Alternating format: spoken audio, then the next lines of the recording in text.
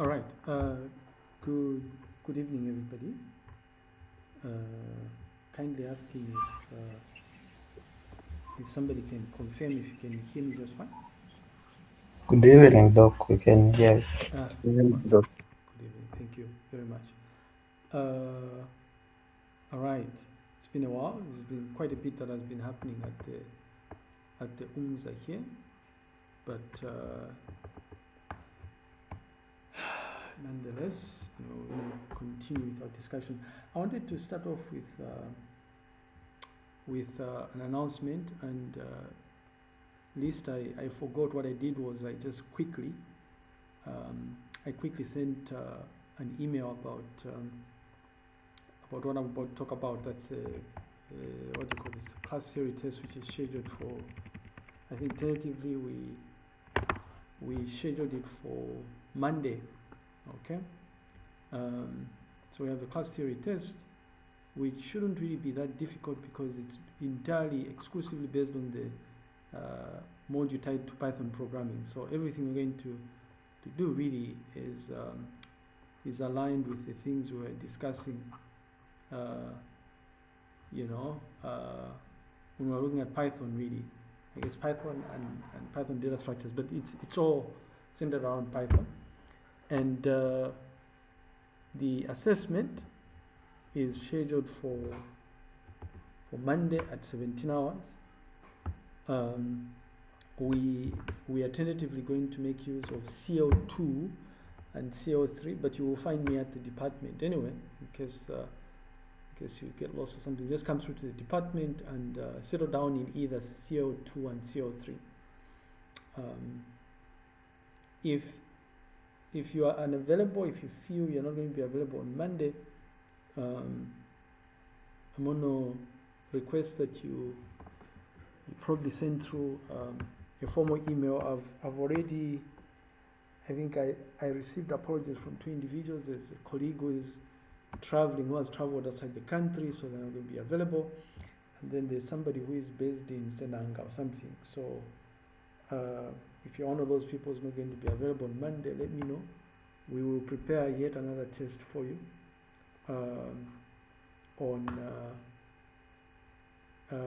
before the exam here. Now, I was mentioning that there's a bit that has been going on here. Obviously, a number of our postgraduate students don't reside in campus accommodation, so they are masked away from the confusion. I think the vast majority of you have been masked away from the confusion that has been going on at the UNZA.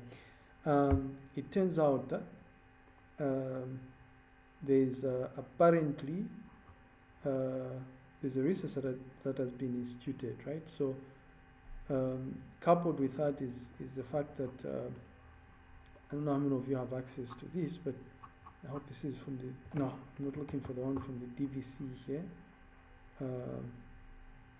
I'm looking for the memo from the Vice Chancellor, and that supersedes this thing here. And I believe it's this thing here. So it turns out that this is the one here. Yep. So it turns out that if you remember, if you check your sessional dates, exams were supposed to start after next week, is it? So the week of the 20th, which is next week, was supposed to be dedicated to like a study break, if you will, in case you have to prepare for exams. But it turns out that because of sanitation challenges at the UNZA, the exam has actually been moved to, I think you're starting exams on the 11th, okay?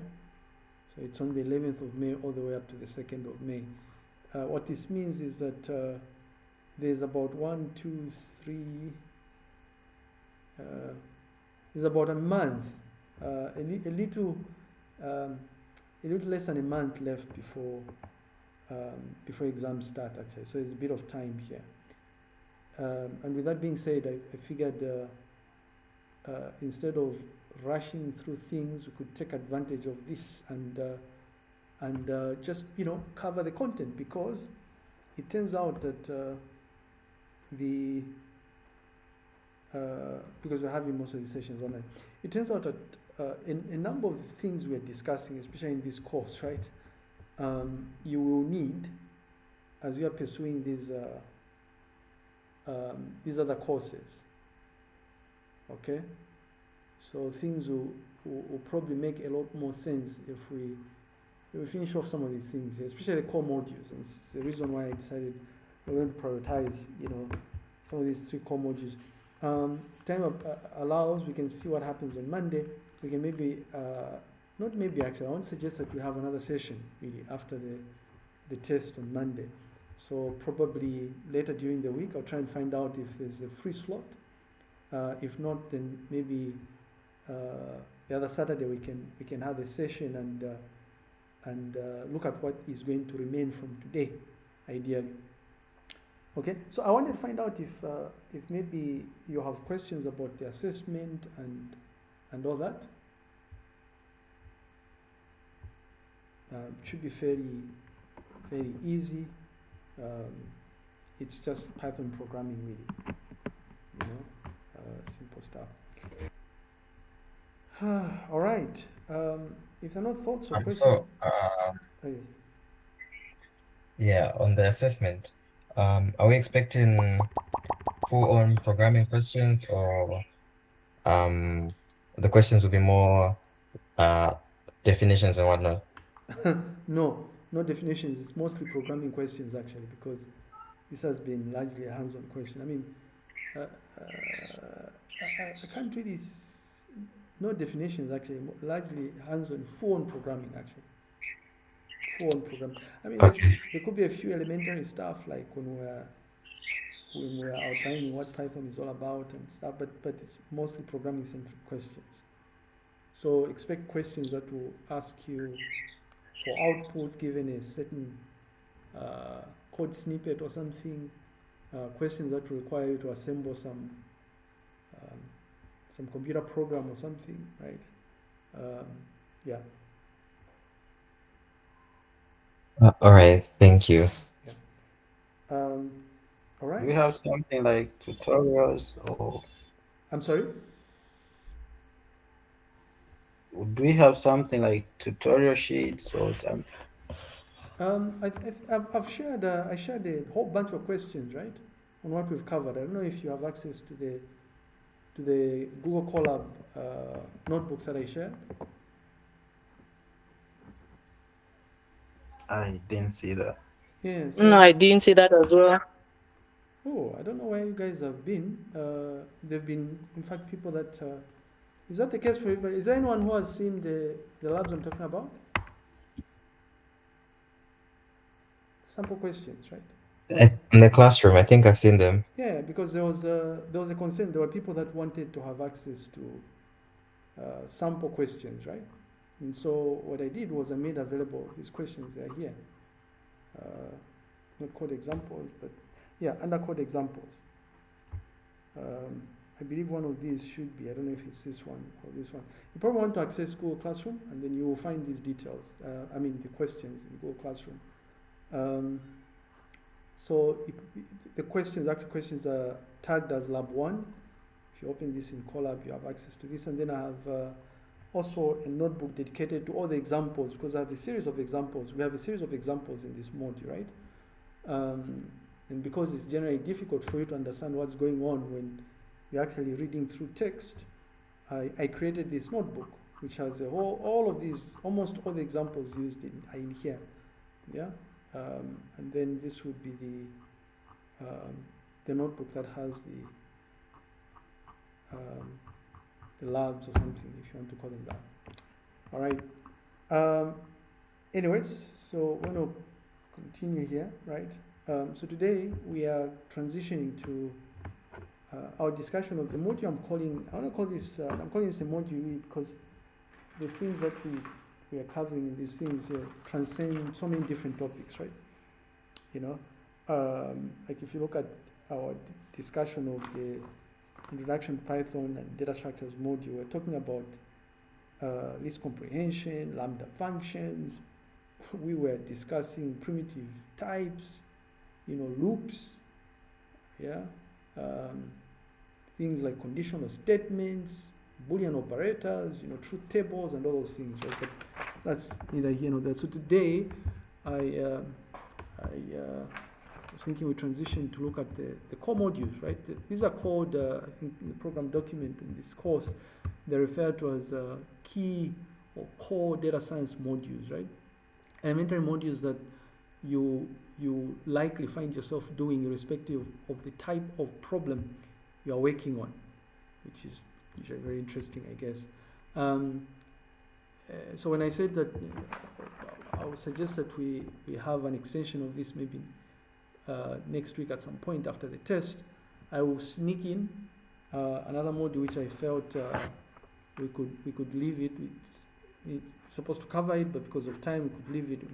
Sneak in scikit-learn as well, so that we can see exactly how these inference models are built, right? Although we're not really supposed to go into the gory details of how you do this, but just to demonstrate how you use the scikit-learn module. So I'm going to probably sneak in part number 4 here. So we're going to discuss these 3 key modules, and a reminder here, in case people have forgotten, that this whole notion of modules was discussed towards the end of our the previous module rather, and we realized that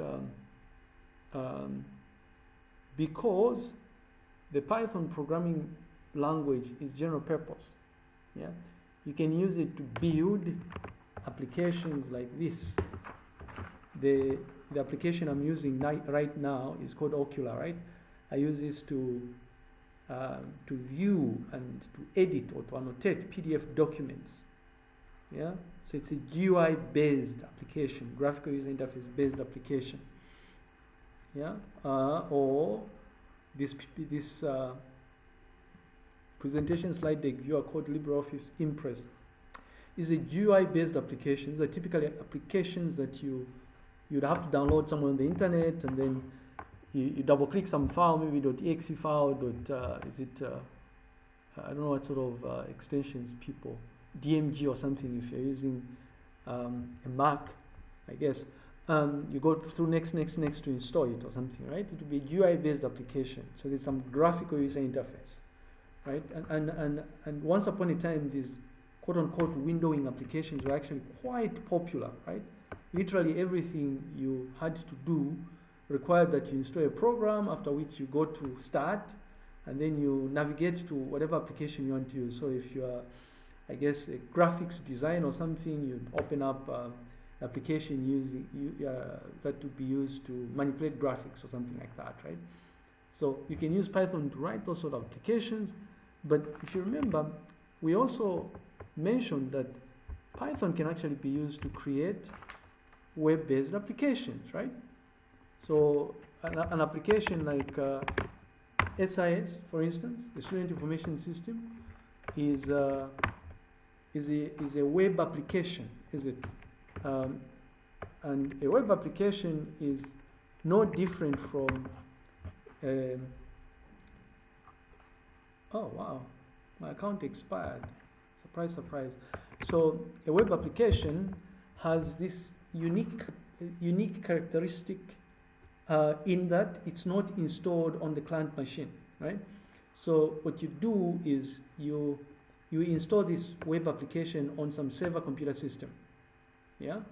And the reason you do that is because typically a lot of these web applications will be used by a lot of users simultaneously at any given point in time. Think about this for a second. Like if you look at Facebook, right? At any given point in time, there are millions and millions of users accessing Facebook right now as we speak. In fact, if we maybe go to Google Meet, right? We're not the only ones that are having virtual interactions using Google Meet, right? There are a ton of users out there, thousands of users, is it? And what sets apart what we are doing is the context path, is it? So if everybody's accessing this, everybody goes to meet.google.com, but what distinguishes who is doing what in Google Meet is the context path. So this thing here, Google calls this a they call this a meeting code, is it? Right? So this meeting code here looks like gibberish here, but it's what separates us from other people that are having meetings right now. Now, the thing here is the application called Meet, Google Meet, is installed somewhere on a server computer system, right? And so what we do is we use a piece of software called a browser, right? Maybe Chrome or Edge or something, or Firefox, to access this web application. But the key thing here is you can use Python to write web applications like this. And there are a number of web frameworks, like Django, for instance, one of the most widely used web frameworks, right? It's a Python-based framework, yeah? It's a Python-based web framework. So it's a framework is just it's an effective. It's a piece of. I want to say you can view it as a piece of software that makes it possible for you to efficiently build applications, ideally. And there are a number of web frameworks, right? You have mobile frameworks and stuff. So anyways, so we see here that Python is general purpose, right? You can use it to do different things. Now, whenever you have something that can be used for different things, depending on a use case, people may want to modify it to suit their needs, right? So for instance, in our case, we are using Python to write data science-centric applications. And so we'd have to repurpose Python, where we've repurposed Python in such a way that it's useful for us as data scientists. And how do we repurpose Python? We extend it, is it? We extend it through the use of modules. Right? We extend it through the use of modules. Yeah? And the way we install modules, if you remember, is we said we can use pip, is it? We use pip in our case, right? Pip install, and then the name of the module, something like that, right? And then what happens is, in our case, pip goes out there on the internet, and it goes to PyPy, right? It goes to the Python package index repository, and then it searches amongst these millions and millions of packages, right? It searches to see if it can find the package that we want to install. Okay, that's key. So we introduce this notion that we can extend Python, right? Now, when we're working as data scientists, right, there's a broad spectrum of things that we do, right? Fundamentally, we work with data, we manipulate data, we play around with data. And if you think about it, when you're working with data, right, you begin to realize that there's quite a number of things that you do to data, is it? Yeah, you have got to extract or collect data or something like that, right? You extract the data somewhere. Yeah, in some instances you have got to modify the data, right? And all these things. Now it turns out that there are certain types of packages, yeah, that facilitate the effective collection and manipulation of data, and let's just say manipulation of data in this particular case. Right? Ultimately, what we want as a byproduct is we want to extract. If you remember the pyramid, right? We want knowledge, is it? We want knowledge. Yeah. From data, we get information. Once we process, from information, we get knowledge, is it? Yeah. And some certain schools of thought will say from knowledge we get wisdom or something. Yeah. We just get to knowledge or something. Now all of these things that you're doing, right? So manipulating data and collecting data will require packages, right? Extracting information from data and stuff will require packages. And how do we acquire those packages? How do we use them? We install them, right? Using pip. So we're going to quickly go through these data science packages, so that we have an appreciation of fundamentally how to use them. That's the goal here. And we're going to go through this in sequence, starting with NumPy, then pandas, and then matplotlib. I wanted to flip the order here, but it turns out that if you thought NumPy is not really, you rarely explicitly use it, especially if you're using these very basic data science centric operations, but when you find yourself doing certain complex things, you will need to use NumPy. Fundamentally, it makes it possible for you to efficiently manipulate data, right? Play around with data idea. Anyway, so we're going to start off with NumPy, and then we transition pandas, and then matplotlib here. Now, maybe I should switch matplotlib with pandas, I don't know. So NumPy, by the way, is short for numeric Python, right? It turns out that it's an essential package for efficient data handling, ideally. Okay, it's one of those widely used scientific computing packages. I mean, I know certain people, especially those that are doing physics and perhaps those that would find themselves doing mainstream mathematics, for instance, will probably argue that certain packages like, is it SciPy or something? Is it SciPy? Yeah, probably be at the same kind of level as NumPy, but it turns out NumPy is probably one of those widely used or widely known scientific packages, ideally. Okay. A few things to note here, right? It's written in the C programming language. C is a very low-level language. If you remember our discussion of types of programming languages, right? We said that the thing about a programming language is that all we are doing is we're trying to specify, we're telling a computer what it needs to do, right? The hardware. But it turns out that interaction with the hardware is done in different sort of ways, right? There are different layers of abstraction they are called. So you can use a high-level language like Python or like Java, right? Or like Visual Basic, right? And all those things, or JavaScript. Or you can use a low-level programming language. Now, we discussed the advantages here, but the point I'm trying to put across here is that this programming language, I mean, this package called NumPy is written in C, which is a low-level language, right? It makes it possible for you to interact with the hardware at a very low level, because you're doing it at a very low level. Whatever it is you're doing is much more efficient. You're able to execute things much faster. Okay, it's a trade-off between understanding what is being done and efficiency, ideally. Okay.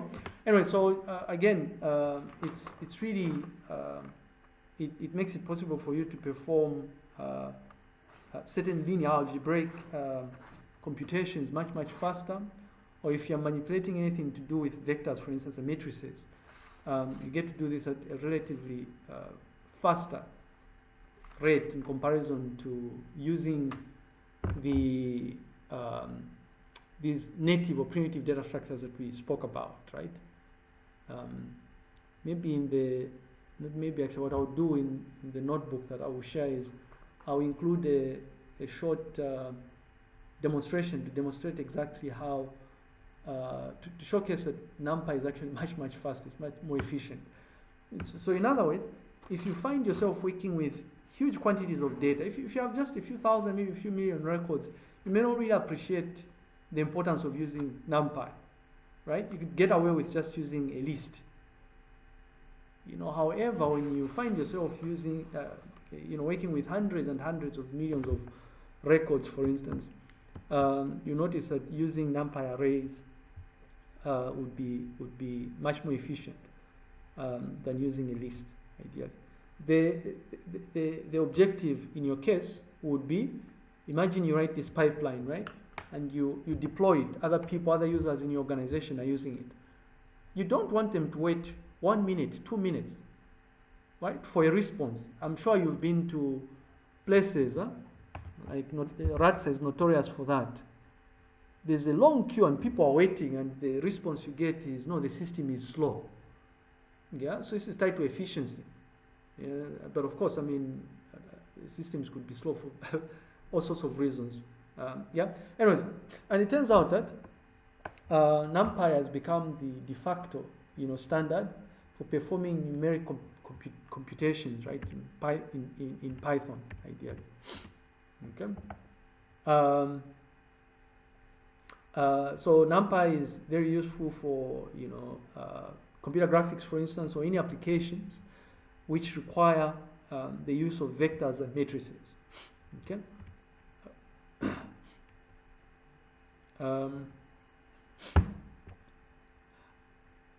I don't know if you remember this, but we had gone through the process of installing Numpy, right? If you remember our discussion, but we're going to go through this again. If you go to the website, there's a dedicated website, Python website. It's not there. Numpy website. So if you go to numpy.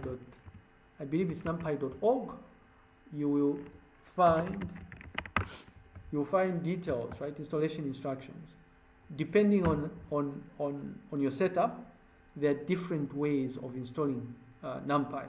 I personally prefer to use pip, right? So in my case, I would say I'm using an environment-based setup, for instance. I'm not using Conda per se, but I'm using a Python environment, yeah? So with my Python environment, I'll just make sure that I transition to my environment, like in this particular case, like so. And then all I do is I do a pip install followed by numpy. Now again, you don't have to guess the name numpy here. The website itself will specify exactly what the name of the package is. Okay. Yeah, so pip install numpy, and what will happen is what pip will do is it will go online and it will download the package for you and install it. Now in this particular case, you notice that I get a response that says requirement already satisfied because I already have Numpy installed. Okay. However, if I was doing this in Google Colab, what I would do is I would say I'm going to create a new notebook.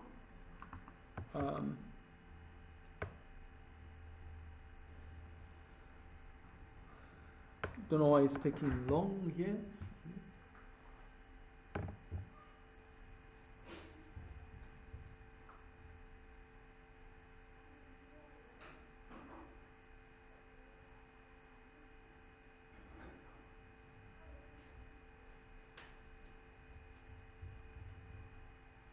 There we go. So what I would do, yeah, if I don't have Numpy, I hope it's not one of those packages which is installed by default in here as well. I'll go in Google Colab, and because I'm in Google Colab, I have to use the exclamation mark, is it cell magic, and paste this here, and then I run this. And what this thing is going to do is, again, it's going to do what I was showcasing on my local machine. It will go out there on the internet and it's going to download the package and then install it on your computer. Okay, so this is okay. Again, requirement already satisfied. This is okay. That's fine. It's unfortunate, really. I wanted to showcase the output that you would see. I can do this anyway. I can remove it. I can uninstall it. And then I can demonstrate exactly how it looks like. So I'll install it again. I've uninstalled and then I'll install it. So this is a sort of output that you'd see, is it? What this thing will do is it will tell you that it's downloading the package, it's downloading the package, and then once it's done downloading the package, it's going to install it on your behalf. It even showcases the payload size in this particular case. Right, so Numpy is installed.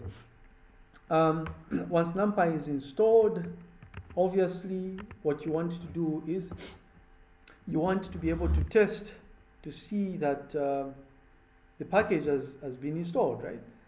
And if you remember our discussion of libraries and modules and all those things, we hinted at the fact that no message is good news, right? So when when you are in your IDE, right, like so, and you just say import and then name of library, which is Numpy. If there's no error message, then things have worked just fine. Okay. However, if I attempted to import NumPy X, I'll get an error, is it? Say module not found because there's no module called NumPy X. Okay?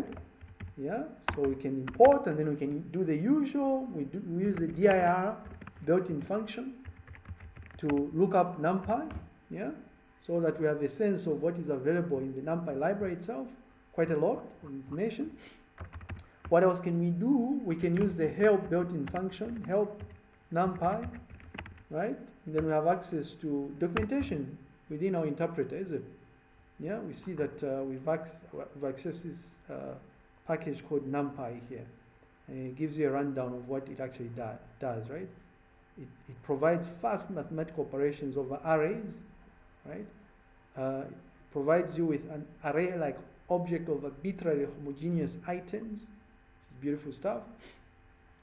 And then it provides linear algebra, Fourier transform, and random number generation.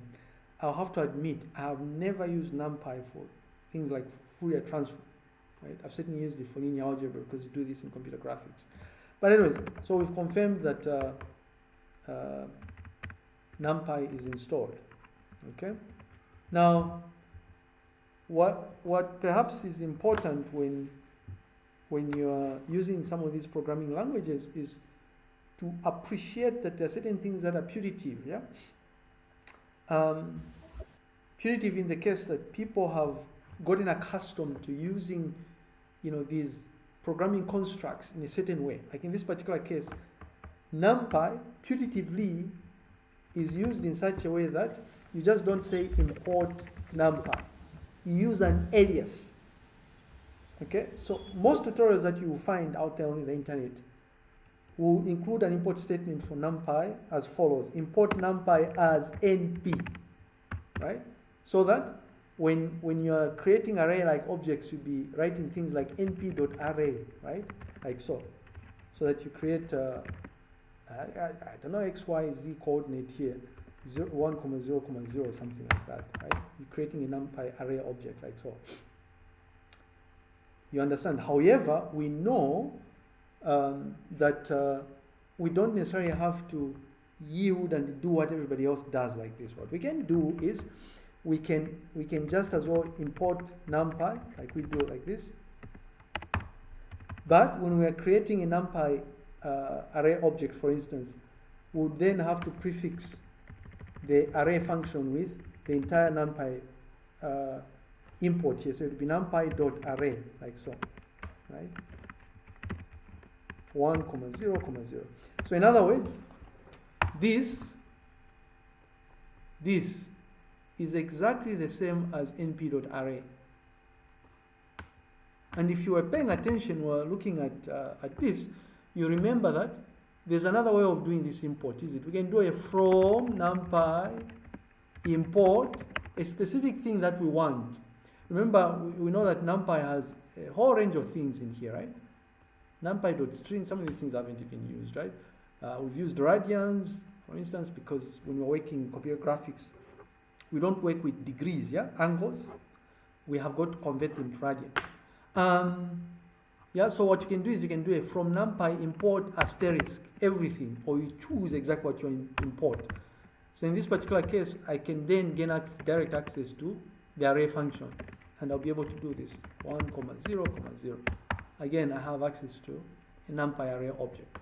Okay, but a reminder that a conventional way of importing NumPy is to issue import NumPy as NP, right?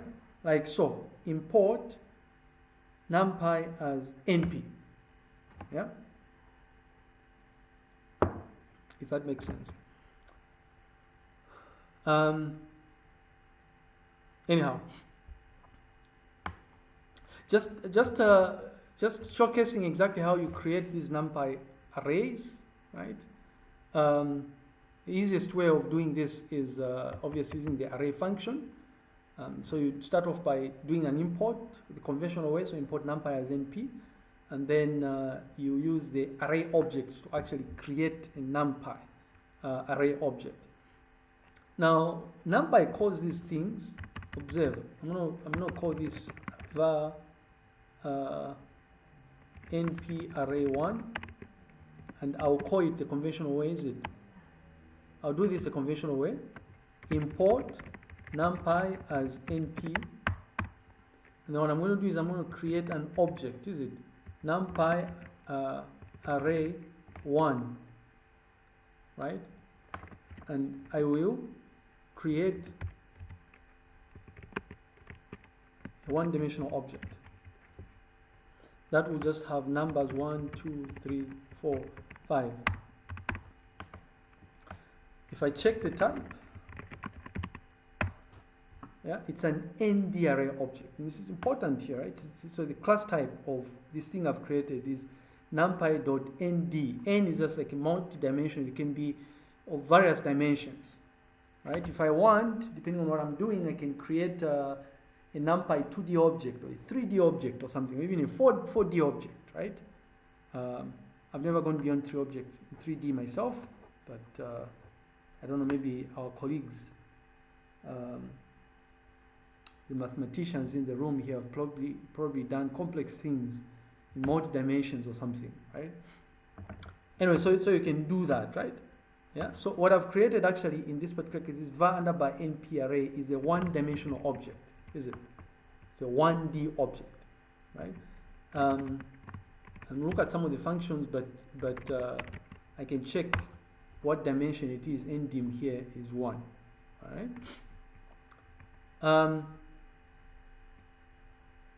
If you wanted to create a two-dimensional object, for instance, a 2D matrix, for instance, you'd use this notation, is it? You notice with 1D objects, it's just one square, but multi-dimensional objects will have like entries within the dimension itself, right? So in this example, what I'm doing is I'm creating var np array 2 is equal to np.array. Remember, array is a function, so open parenthesis, close parenthesis, and then inside here 1D, and then within here I have entries, right? There'll be 1, 2, 3, 4, 5, 6, 7, 8, 9, 10, 11, 12, or something like that, right? Again, observe, if I check the type using the type built-in function, it tells me this is a numpy nd array object. It's a multi-dimensional object. But how many dimensions am I working with? We'll look at this function, by the way. If I check ndim, it's 2 here. If I check ndim, I'm working with 2D, right? 2 dimensions. Yeah. A nice thing about 2 dimensions here is if you think about it from the perspective of lists, you have lists within a list, right? This outer square bracket here, pair, has inside it these 2 lists, is it? That's one more thing about it. So it's 2D, 2 dimensions. Okay. Anyways, again, in terms of creating, so these are samples of creating arrays. You obviously use a simple array function. That's the easiest way of creating these numpy array objects. You can check, once you create the object, you can check the object type that you've created, yeah, which will always create, which will always render out this numpy.nd array, right? So if you, it's usually quite useful to run the type function, because sometimes you may make a mistake, right? You think you've created a numpy array object, but maybe what you've done is you've created something like this: 1, 2, 3, 4, 5, right? If you check the type here, this thing is not a numpy array object. This is a list, right? Whereas the var np array 1, right, is an ND object. And the funny thing here is that the operations that you can perform on an NumPy array object are pretty much similar to the ones you're able to perform on a list, right? You can iterate through them, for instance. Yeah. So you just want to be careful that you confirm that what you've created is actually a NumPy array object. Okay. Doc, I have a question. Yes. If you print the var np array 1, will it just look like a list? You mean if I render it? This. Yes. This. So without running the type, I can't tell whether or not it's a list or an array. No, you can't. You know. So there's an interesting. You can do this programmatically, right? You can do this programmatically where you're checking here. Guys, you remember this? Hey, I don't know.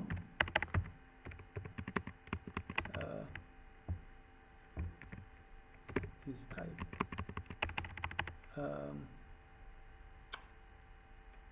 Built-ins. There's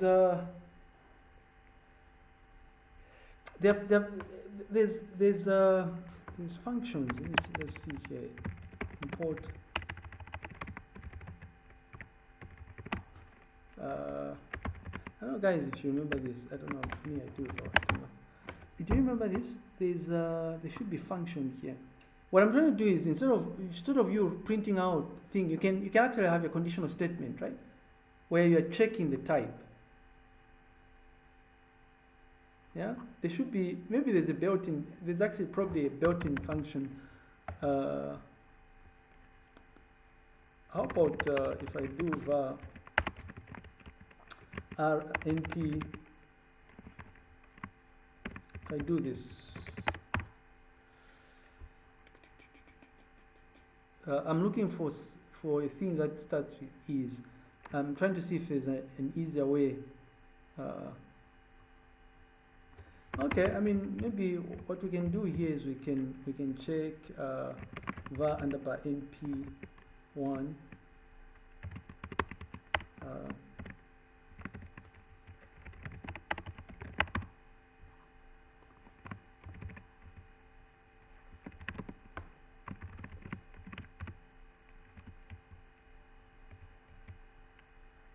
There should be there should be an is.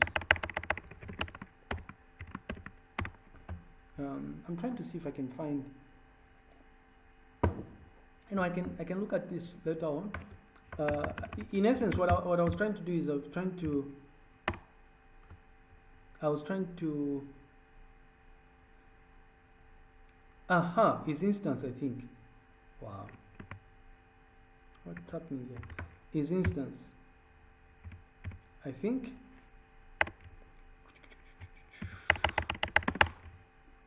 Yeah, don't know.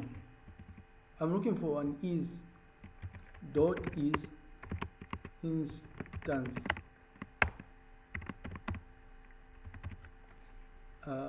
Is instance. Okay. I can look this up later on anyway. I don't know what that is here. Is instance. Oh, you see now. Class or tab. So I was running it wrongly, is it? I have object, colleagues. This is why it's important to check the documentation is instance.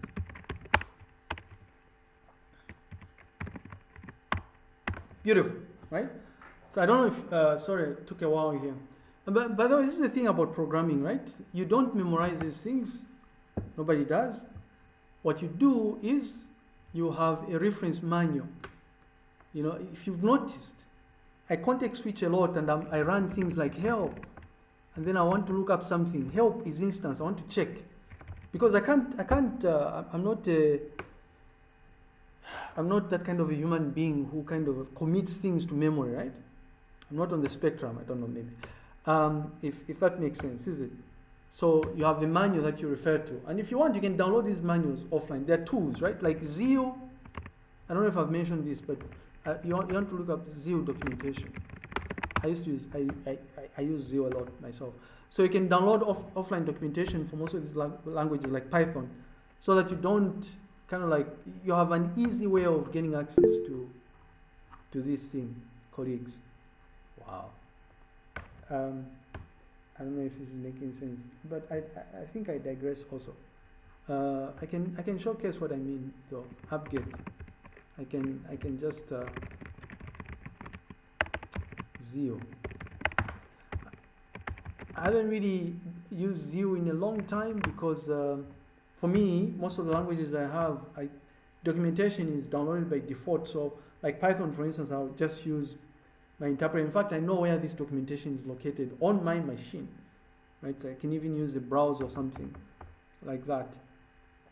Or these days, the internet is always available. You can just go to docs.python.org and then you have access to the documentation, right? But it's always nice to have this offline kind of documentation available handy like that, right? So what I was demonstrating here is, I was saying, what he was asking is, if you define this, np array1 is equal to, if you remember what we did, we created np array1 like so. We said np array1 is equal to this, right? If you remember. And then what I did as well is I created var x is equal to this same list here, the same elements. I've created them like this. So his question was, if you do a print, remember if I just render var np array1, it's going to render it like this, right? But if I print this, if I use the print built-in function, print var underbar np array1, it's like it prints out a list, yeah? Which is exactly the same as me printing out var x. So his question was, is it is it easy for me to tell that this is not a list? I guess one way is to notice that these are not comma separated or something like that, right? If you know what I mean. But the point I was trying to put across is that you can do this programmatically, right? So if you suspect you may make a mistake and you use a normal list instead of using creating an NumPy array object, what you can do is you can use the is instance, right? What this built-in function does is it checks what you've created to see if it's a type of something you suspect. So I could have a case where I'm saying, if var np array1 is instance of numpy.nd array, then I'm going to do something. If blah, blah, blah, then do this. So that the code is only executed if the object I've created is an array object. If it's not, maybe I'll tell it, print out an error or something like that. If that makes sense. Because this will always return true, is it? Or false, this. What else is there? There's a list, type list, right? This is a list, yeah? So if I check, is instance of, is var underbar x a NumPy array object? False. Why? Because var underbar x is a list. Is it? It's a list. If that makes sense. However, this will return true if I say, is this equal to a list? True, if that makes sense. I don't know. Anyway, so many things to do here. I hope this is making sense, colleagues.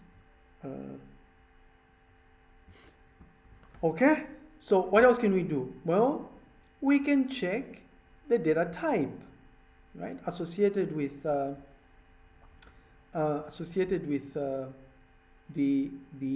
NumPy array object that would have created. Is it? Yeah. So how do we do this? We just use the .d type property, right? Remember, when we created Lisa, when we're creating var x is equal to some list or something, we realize that one of the things we can do is we can access methods, right, associated with this object. This is an object here, like var underbar x dot something dot copy dot pop dot remove and all those things dot count. Yeah.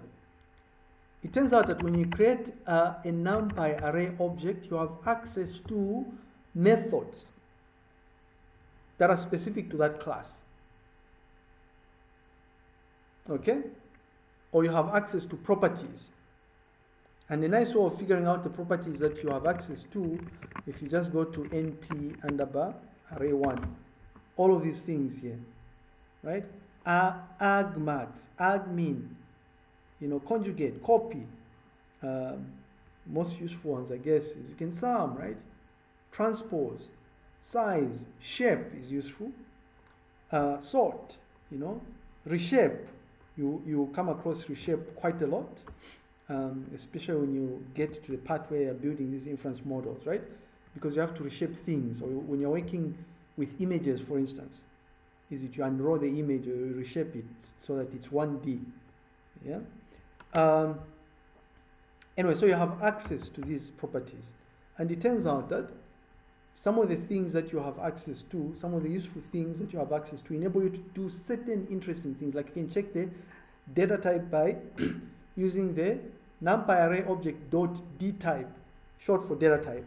And that d type is here, right? D type. Or the other interesting property is ndim, to check the number of dimensions, because you're creating an n dimension nd array object. The question you may want to answer is, how many dimensions am I working with? Is it 2D? Is it 1D? Is it 3D? Is it 4D? Right? So you use ndim, which is here. All right? I guess you can also use things like, I don't know if I have these sizes and stuff here, but I guess we'll talk about this. So, var underbar np array1 dot d type is going to tell you the data type, right, of the NumPy array object you've created, int 64. Okay? This is to do with precision, really. It can be int 32, for instance, and stuff, or float 32 and all those things. nd shows you the number of dimensions, right? So this is 1D. So I've created this var underbar np array1 is a one-dimensional object. What else? Dot size, right? It shows you the number of elements, right? How many elements do I have in this NumPy array object I've created? Object dot size 1, 2, 3, 4, 5. How many bytes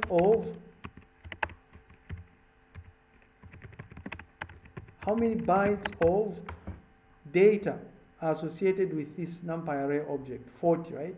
N bytes, I think. Yeah. Okay, that's neither here nor there. In some instances, and to what extent this may be useful, I certainly have found this to be useful in computer graphics. You can create special types of arrays, right?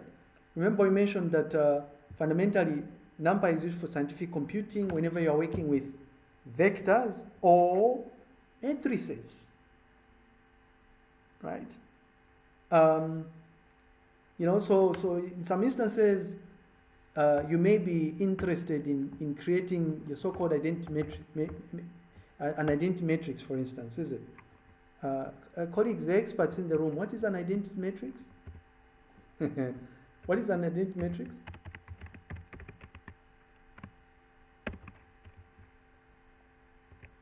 But colleagues, I thought you are doing maths. What's happening here? Isn't it the one that has ones in the diagonal, right? Duke. Hello? Oh yeah, true, yes. Please explain, maybe. Yes, you're actually right. No, but there's more information, maybe. Please. Actually, what you said is true. Yes. An identity matrix has 0 entries, and then the diagonal has got ones on. What's so special about it? What do we use it for in mathematics? I wonder. Why would we bother with an identity matrix? The math majors, I thought now would be a chance for you to to spit out that data. So when you multiply it by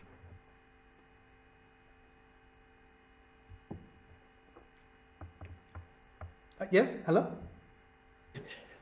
the original matrix, it will give that same matrix. For example, A times A gives A. Ah, okay. Ah, I see. Interesting. Beautiful stuff. Beautiful stuff. You know, in I teach a computer graphics course. We do some interesting stuff here, right? You know that I must say this here. What you see on the screen, right? What you see as 3D objects, like when you're playing games or you're watching video or something, that's not actually 3D, right? Because you're viewing it on a 2D screen. Your phone screen or your computer screen is 2-dimension.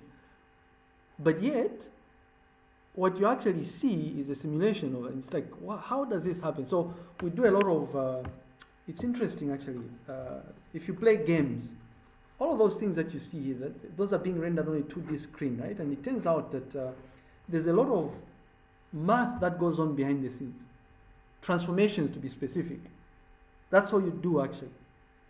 And you know, I so wish we've lost it as computing, right? Once upon a time, math was an integral part of whatever was being taught at computer science level, anything to do with computing, IT, math was a prerequisite, but not anymore, right?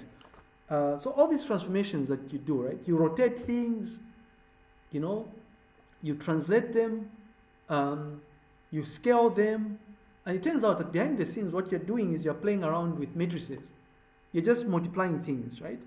Because the things that you see on a 2D screen here are represented by vertices, is it points, in 3D space, right? So all you're doing is you're just transforming them.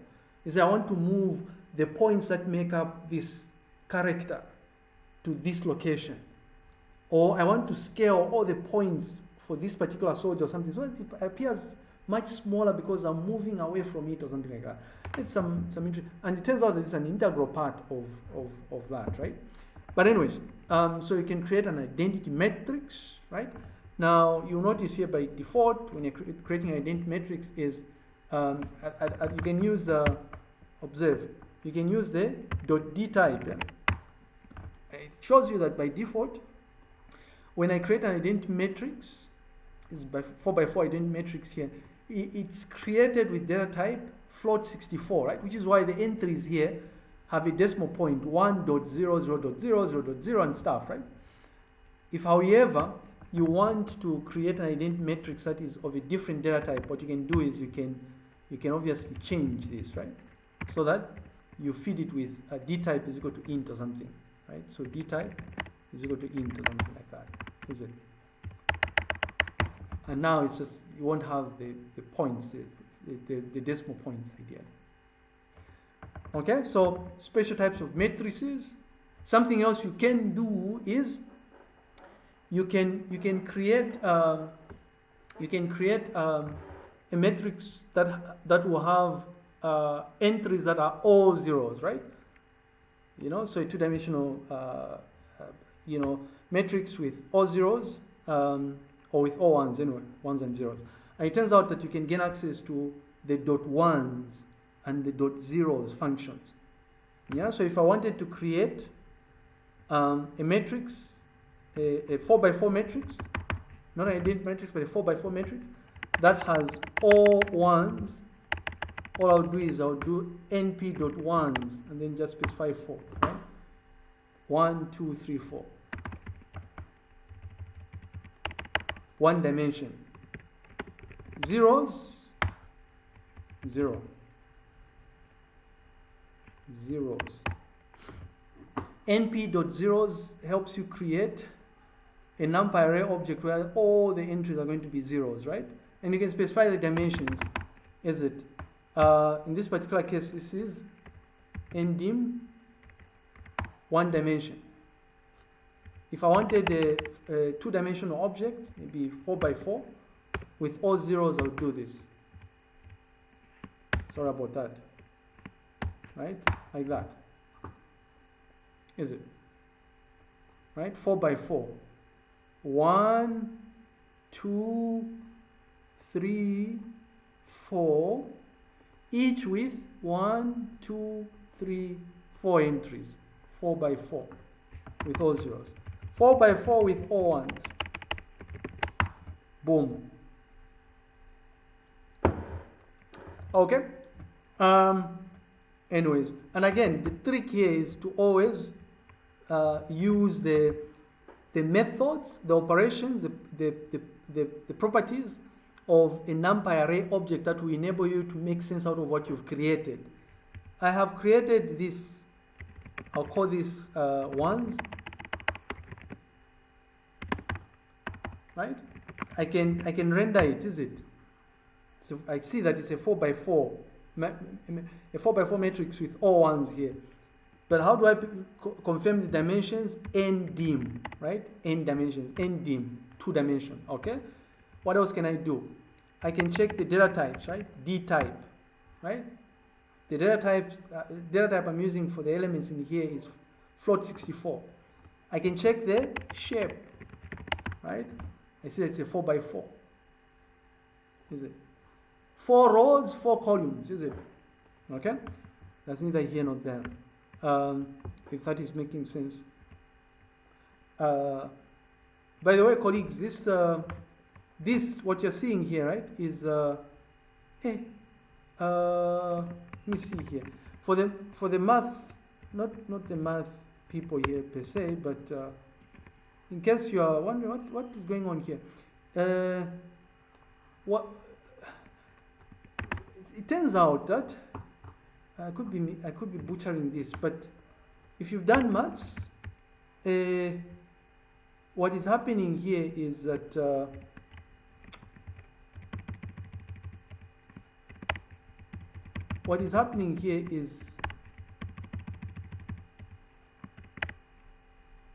colleagues, tell me something. Is this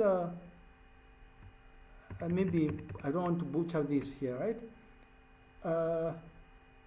Numpy works in raw major form, I believe. If you're working with matrices, you must remember that there's a difference between, column major and raw major, right? So sometimes if you're used to computing things on paper using raw major form, or is it column major form or something, you want to remember that Numpy will represent them as raw major form, right? Not that it matters, right? What's important is if you're performing all those different matrix operations, what's important is that you're consistent in terms of the format that you're using. So I wanted to showcase this in terms of because literally we had a series of assessments somewhere. Yeah. So what I'm showcasing here would be something that is represented as follows, by the way, right? If that makes sense. So if I wanted to represent this as a Numpy array object, this is 3 by 3 homogeneous coordinate here, so it's 2 dimension.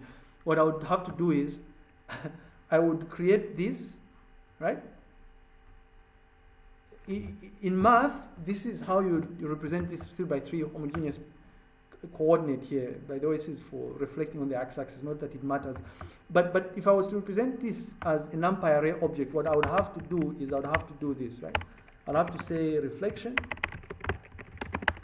is equal to np.array, right?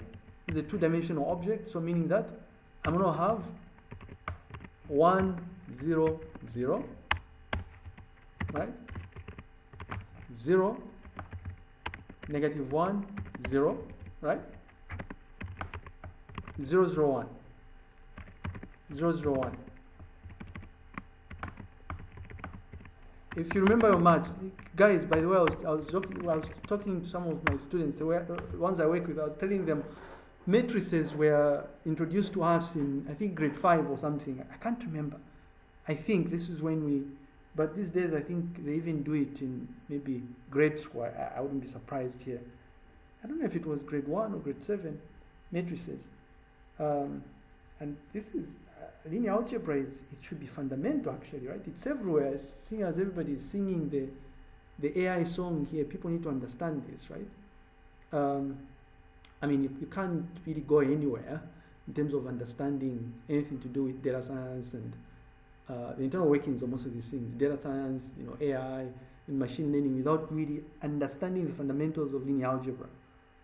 I guess. I mean, you can choose to mask out the gory details and just view everything as a black box, but it turns out that you're in a better position to understand what's going on if you have the basic knowledge of linear algebra, right? So I hope this is making sense here, right? This is being represented as follows, like this here, right?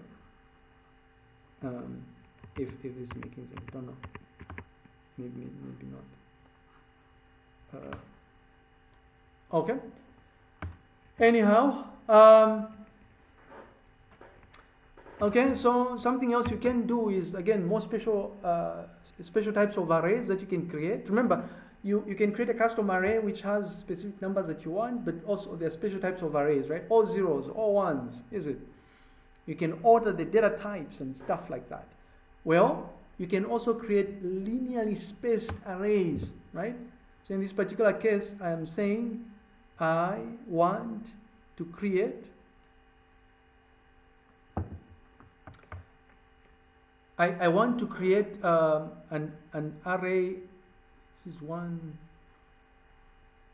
I want to create, and I'm trying to get the difference here. I want to create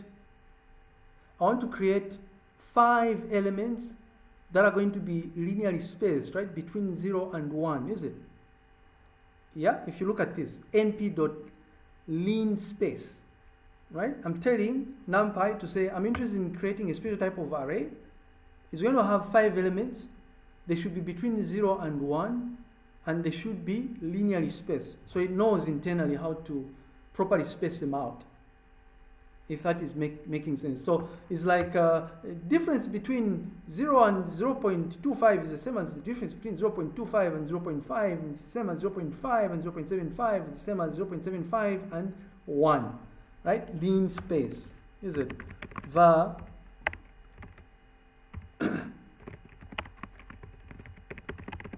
np.lean_space, right? From 0 to 1, I want 5 elements, right? What is here? Like that. From 0 to, I'm going to create 2 here. From 0 to 1, I want 10 elements. You see that? They are linearly spaced. They are 1, 2, 3, 4, 5, 6, 7, 8, 9, 10. They are linearly spaced. And I guess, I mean, this is just, I don't think it will be that difficult to space them out. Somehow you can easily compute, right? How should I incrementally derive the next item if I want to space them out and I'm working with things between 0 and 1, 10 of them. Yeah? So anyways, you have this, yeah? Lean space. Okay? You can also, if you remember, we discovered that we can loop through entries using the range inbuilt function, right? Range 5 allows us to loop through what? 5 elements beginning 0, right? All the way up to 5 minus 1. 0, 1, 2, 3, 4. 5 of them. Well, because you're working with ND array objects, there's a way in which you can loop through a range itself, right? So there's the equivalent of the range function. And you access it by using the np.arange, right? Arange. Range. Right? Arange 5. Right? 0, 1, 2, 3, 4. But you're looping through a Numpy array object. But guess what? The same things we were doing last time, you can loop through this as well. For var I in here, we can loop through these objects that are in our Numpy array object that has been created using the arange function. Okay, so you notice it's the same thing. It's just that we are using the A for array range, is it? A for array range, right? A nice way of getting a sense of what these things are all about, colleagues, is you can use the help built-in function. Boom. Right? And this thing will tell you what this thing does here. There are even keyworded parameters here, the start, stop, similar to what, and step values and all those things, yeah? And even examples, a whole range of examples here. whole range of examples in the manuals range. Sorry, the built-in function, the documentation ideally. Colleagues, I hope this is making sense. Now, you remember here that we were talking about data types, right? I said by default, when you create a NumPy array object, right? Like np.arange 5. If you check the D type, right? By default, you notice here it creates N64. If I check var underbar np array1 dot D type, right? The default is int64, but you can change the data type. Now, usually for most of these data science centric operations are going to be performing, that you can get away with the default data type, but it's just important to know that there are different data types that you can work with, right? If this makes sense. So you have a series of options that you have access to. I don't know if I check the help here, I'll be able to gain access to the different data types. Somewhere at the bottom here, maybe. If not, then I'm sure it's somewhere in the, it's somewhere in the documentation, right? Details about what these different data types are all about. But I think it's sufficient for you to know that you can alter the data types of the elements that you're working with, in essence. The elements that you're storing in the NumPy array object. Okay? If this is making sense. I was hoping that there could be detailed information about these things here. Maybe not. That's okay also.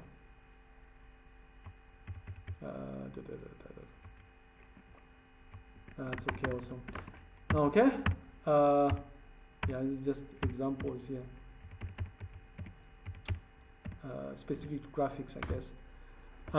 I just had an example in this particular case to say if we wanted to kind of create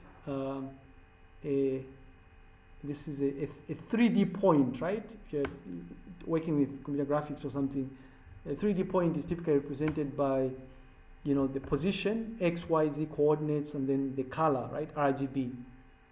So you'd have a total of 6 elements that will represent that point. So in other words, it's a single point can be represented as a 1D object that comprises of X, Y, Z, RGB in this particular example, right?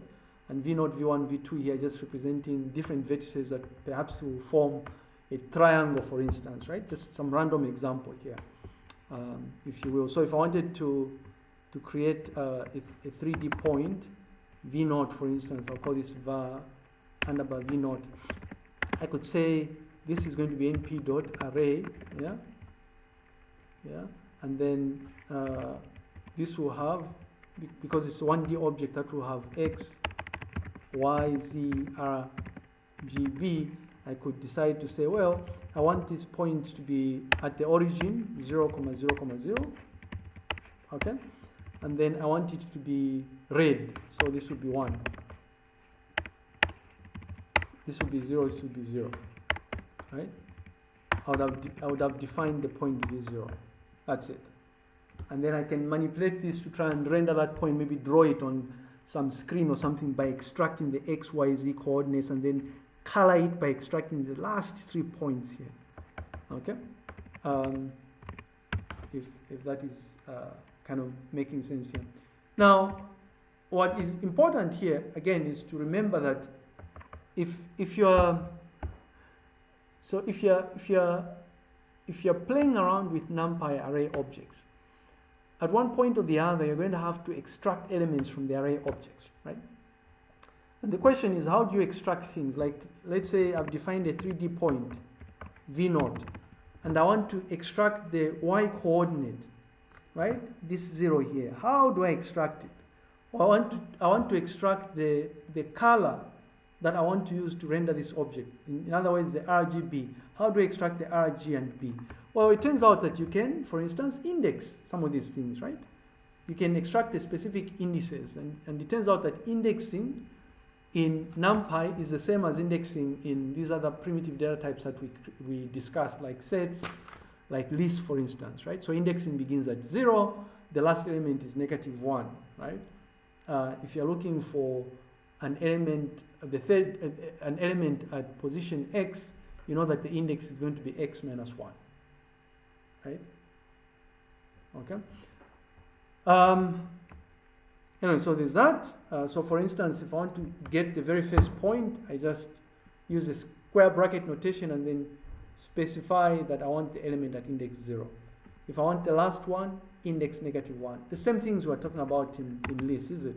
So for my vertex v0, if I want to extract the x coordinate, I know it's at 0, and I see that the x coordinate is 0. Okay? If I want to access the y coordinate, I know that it's at index 2, right? It's here, 0, 1, 2, right? So I extract it. I extract what's at position 2. If I want to extract the blue component of the color, right? The true color that I'm using, I'll just say I want what is at -1, right? Yeah. But you can also slice, is it? Yeah. You can get a chunk or a section of whatever NumPy array object you're working with. Yeah.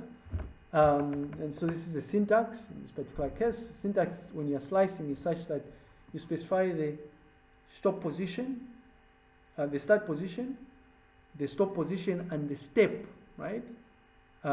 Ideally, some of the examples here. In this particular case, I want to extract elements from 1 to 4. What you're doing is you're getting everything from position 1 all the way up to position 3. Okay? V0.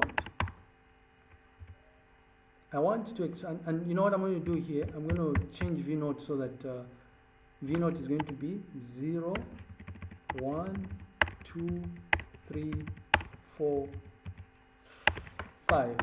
So that it's a lot easier for us to understand, not to have the same elements. If I want to extract 1 to 4, 0, 1, right? 0, 1, 2, 3, 4, right? 1 to 4 means beginning at 1 all the way up to 4 minus 1, right? So you exclude the fourth element here. So 0, 1, 2, 3, 4. So you're going to get this segment here, 1, 2, 3. Okay? There are some instances where you would want to get, let's say, the first 3 elements, for instance. Remember, indexing begins at at 0, right?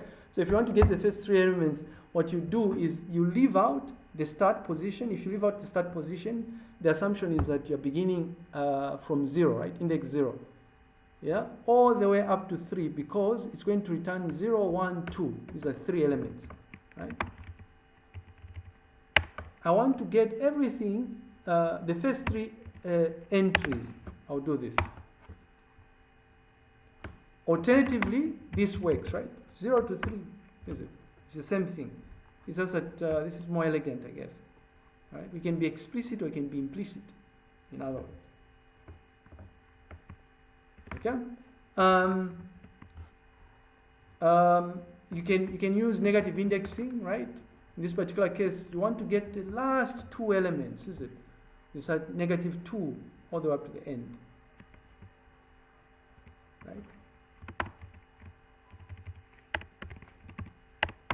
The last 2 elements, these 2 here.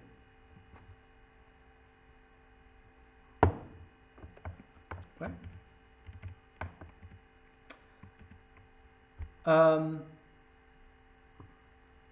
What else? I want to get every other element, right?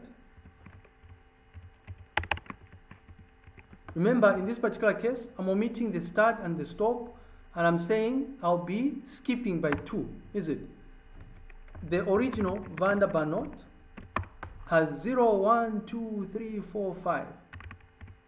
If I say I just include the step position of 2 here, what I'm saying is I'll get the first one, skip this one, get 2, skip this one, get this. Skip this one, if I skip this one, there's nothing else, right? So I'll just render 0, 2, 4, right? I'm stepping by 2. Print this, or get this, step by 2, 1, 2. Get this, step by 2, 1, 2. Get this, step by 2, 1, 2. There's nothing once I step. If that makes sense. So slicing, just a visual representation of indexing and slicing here, showcasing, you know, the elements that you'd be extracting, is it? If this is making sense. And then just maybe to try and tie this to, you know, we are reshaping as well. Some of these things are not really necessary, but you know, talk about them nonetheless. Remember, these examples we are looking at here only apply to 1D, right? You're assuming that you're working with a 1D object, but what of in instances where you have a 2-dimensional Numpy array object, right? And I have an example in here. Yeah, I'm creating a Numpy array object, 2-dimensional object that has, this is a 1, 2, 3, 4, 1, 2, 3, 4, 1, 2, 3, 3 by 4, is it? What is this? Is this 3 by 4? I think it is it? It's a 3 by 4. Yeah? I'm going to copy this so that we confirm. It's 2D, quite all right, but it's a 3 by 4, I believe it is. Could be wrong, but let's check. Row times column, is it? Row times column, right? var m, this. Dot shape, 3 by 4. Why? 1, row number 1, row number 2, row number 3. How many columns? 1, 2, 3, 4. So it's the 3 by 4. Yeah. So the question we're asking is, how do we extract information, right, from a 2D object? Again, to confirm that this is a 2D object, you can do ndim, right? 2. So this is a 2D object, right? 2 dimensions. How do we extract items from a 2-dimensional object? Well, we can do the same things we're doing, right? And there are a couple of examples in this particular case. You specify the rows, you can specify the rows and the columns, right? So rows, comma, columns. And these 4 examples here will help you understand what we're talking about. So in this particular case, we are saying we want to get row 0, right, and column 2, or column 2.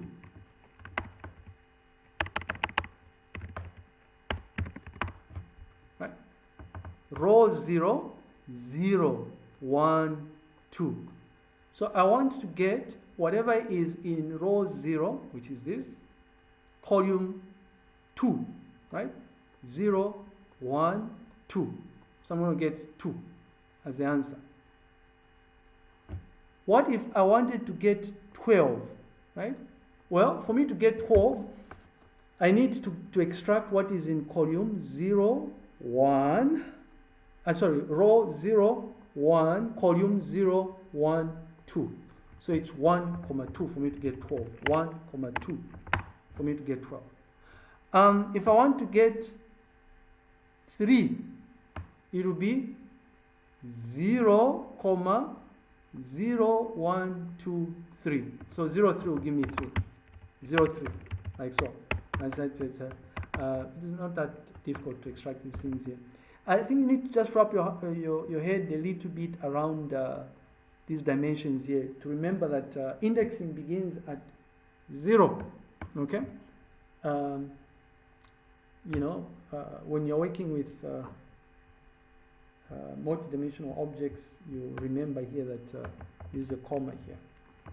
I hope you can still, I can't see myself here. Can you still hear me? Okay, I can now.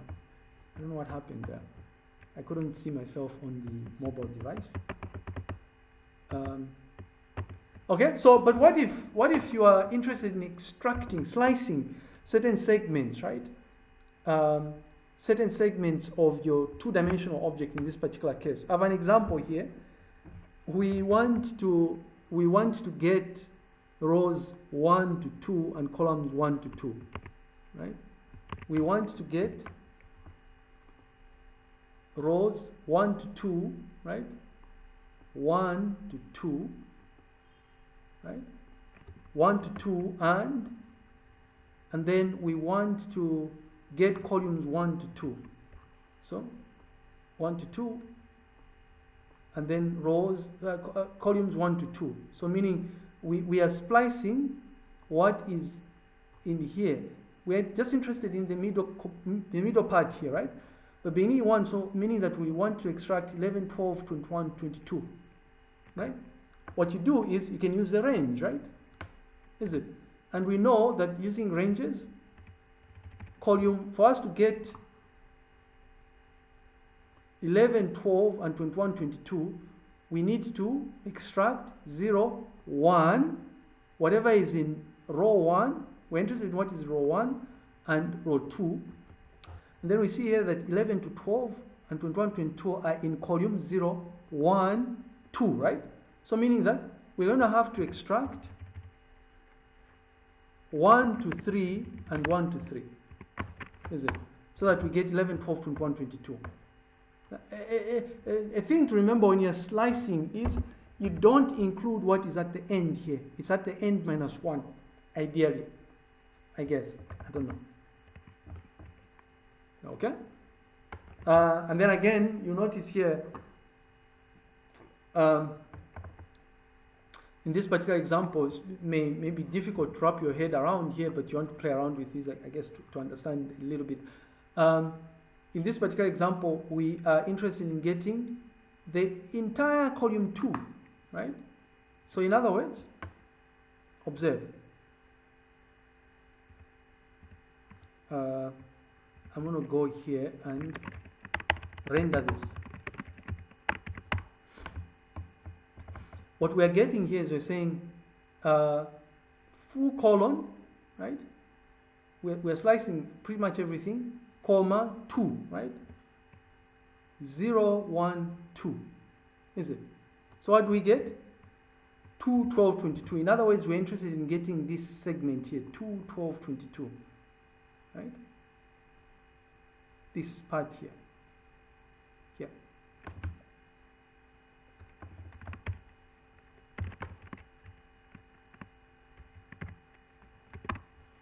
Right? Okay? I don't know if this is I don't know if this is making sense. I'm not maybe is this making sense? Colleagues are quiet. I don't know if I'm alone here, but sometimes I don't know. Maybe I'm alone. A bit, sir.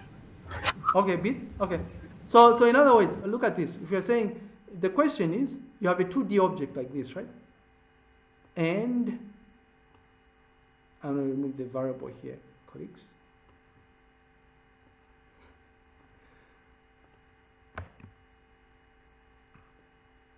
Now, no wonder consultants here, some of you, please, I hope it's very soon you'll be consultants doing, you know, these are exciting times here, right?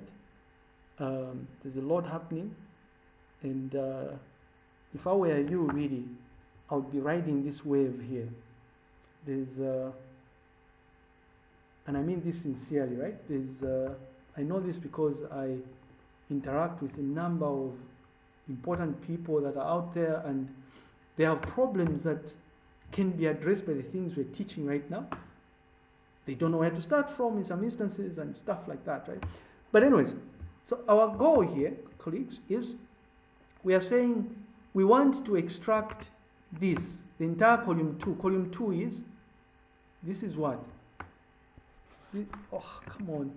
This is column 0, column 1, column 2, column 3. Our goal is we want this. Now, the question is, how do we get this? Well, we get this by getting all the rows right? We must get all the rows. How do we get all the rows? Because this is 2-dimension. How do we get all the rows? Remember slicing?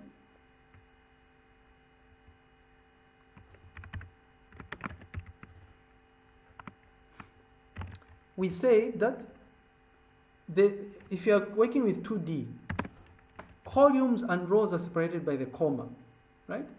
If I just specify to say I want row, what is in row 2 and column 2, I'm going to go here and say where is row 1? This is row 0, 1. This is 2. For me to get what is at 2, 2, I'm just going to go to the intersection, and the intersection between I'm getting what is at comma 2, 2. The intersection of 2, 2 is what? Where they intersect is 22, right? 2, 2 is 22, right? 22. But what I'm interested in is I want to get 2, 12, and 22. How do I get this? Well, for me to get 2, 12, and 22, I'm extracting all the rows. How do I extract all the rows? I just say full colon, right?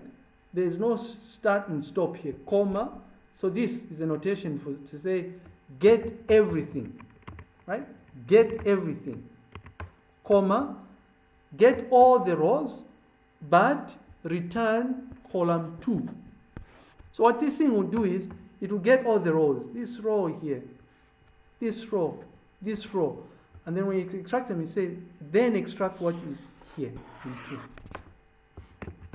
Right? This is why I'm getting, but the way it's being represented here, I get everything, all the rows, but just return column 2 here. The way this is being presented is a bit confusing, is it? Can I transpose here? Can't. It's a bit confusing because this is using, I get confused. Is this row major form or column major form? Don't know. It's using row major form. No, column major form. Row major form. I think it's, I don't know, I get confused. It's using, no, it's this row major form, right? Because of how this, it can't represent this like this, say, Python, pandas, Python doesn't have an easier way of representing this to be a matrix that has values 2, 12, and 22. Maybe this may be confusing actually when you're doing this. So it flattens it, it transposes it, actually that's a correct phrase, I think, right? Do you understand this? Anyways, so that's that. I hope this is making sense here. And then if we want to get the entire row 2, right? In other words, undo this here. We want to get everything that is in here. Everything in here. How do we get this? Well, we specify the row, is it? The row number. 0, 1, 2, 0, 1, 2, 3 here. So what we want is we want to extract everything here in blue. Well, if you want to extract everything, and by the way, there's an easy way of doing this, right? If you want to extract everything in blue, what you could say is you're saying we are going to get, another way of doing this is we're going to get this entry, and we are going to start off by getting 0, 1, 0, 1, 2, right? 2. I think let me just try out something here. If this will work here, we want to get everything from 0, 1, 2. I wanted to check here. If it's 0, 1, 2, 3. I want to check something. If you notice this thing here is forcing us to say this, and then get all the rows. I want to see if we can extract this in a very interesting manner here. So this is going to be 0, 1, 2, right? 0, 1, 2, and then in here it's going to be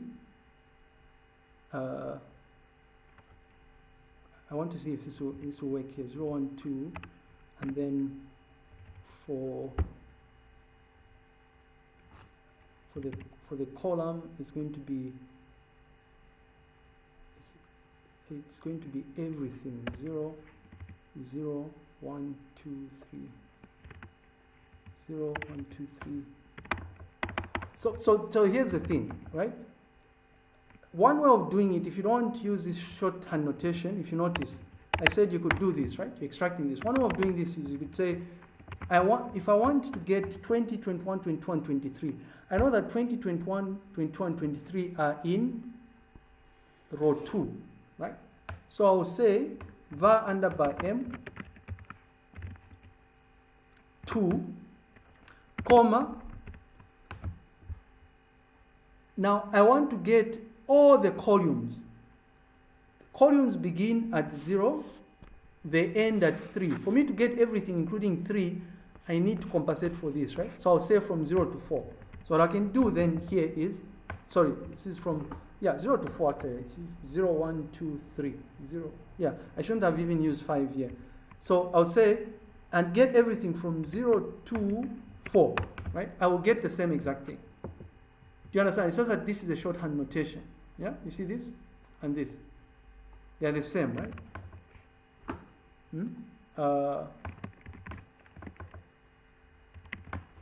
Is this equal to this? True, true, true. Oh, and this is a this is another unexpected behavior. It doesn't check if this object is equal to this object, but rather what it does is it checks if it does an element-wise comparison. This is something else that is interesting that you can't do with a normal list, by the way. Okay. Anyhow, hope this is making sense, colleagues, and just a visual representation of what I was saying here. If that is making sense here, and then maybe just to mention here that when you're dealing with Numpy array objects, unlike lists, where I'll come back here. Unlike lists where it's difficult for you to add things. Observe, if I have a list element 1, 2, 3, 4, 5, and then I have another list which is -1, -2, -3, -4, -5. If I try to add these things, right, this plus var y, the behavior of the list is it's going to concatenate these two, is it? So you have a resulting list which will have 1, 2, 3, 4, 5, -1, -2, -3, -4, -5, right, like this. But usually, when you're performing, matrix operations, for instance, if you have this plus this, you'd want to add these element-wise. So it's not possible when you're using normal list, but it is possible when you have a Numpy array object. So NP, guys, this, I can do this, right? NP.array like this. And then I'll create a Y, which is going to be np.array as well, right? So I have, oh crap, sorry about that. I should have called this npx, and then this should have been npy, so that we don't pollute what we had before. X and y. var x list, var y list, var npx numpy array object, var npy numpy array object, var x minus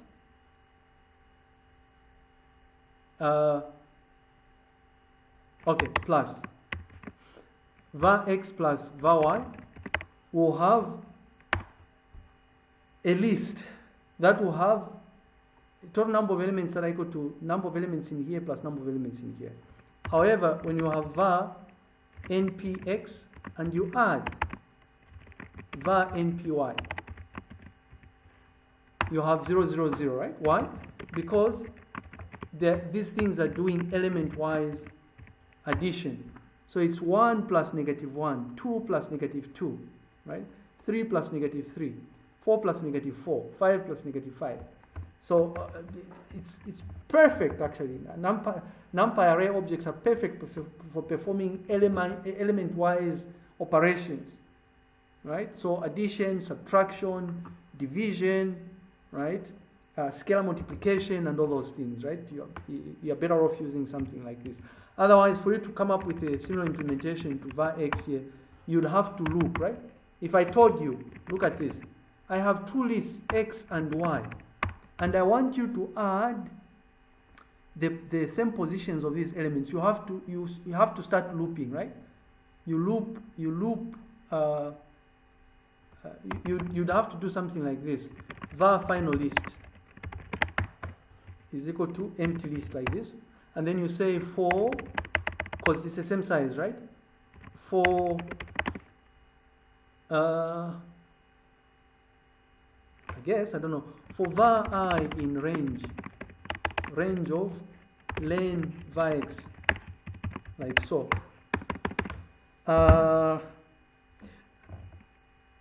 Var final list dot append var x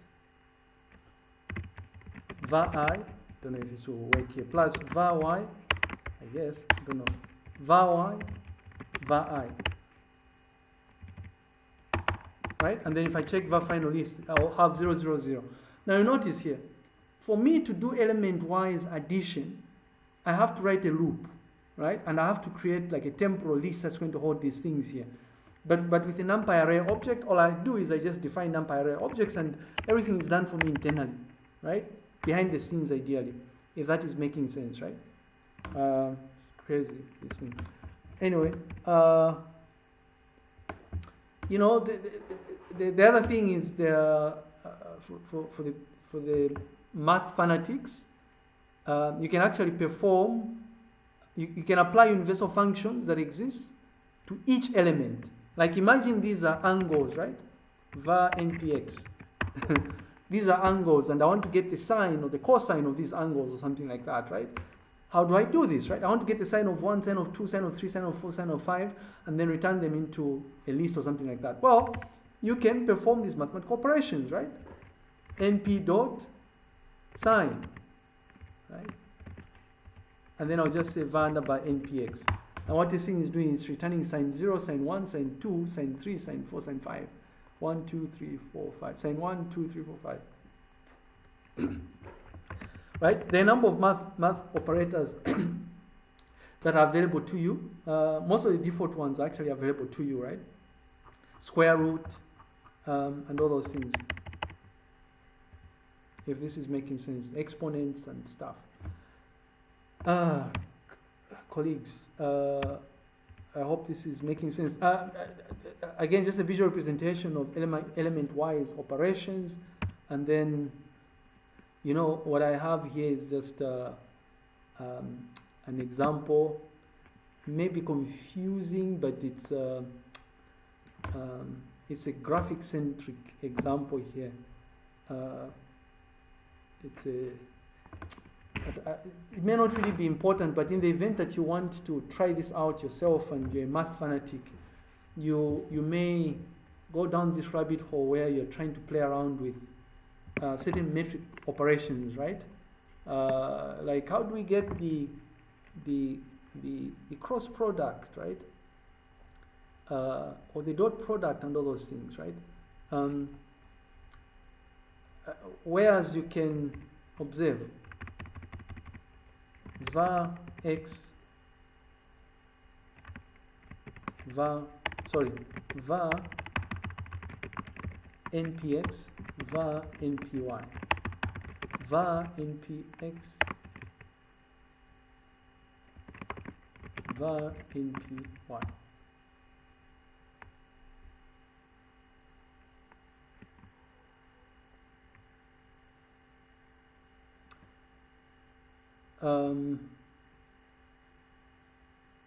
This is a bad example, I guess. This is a very bad example. I'm trying to see if I can find a good enough example here. A good enough example of, let me see here, var id3 np dot.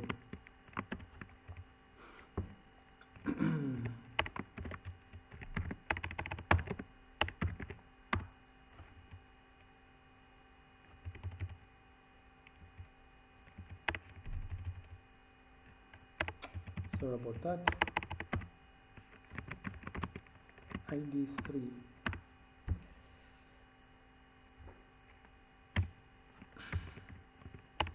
Indian 2 by 2 1 2 3.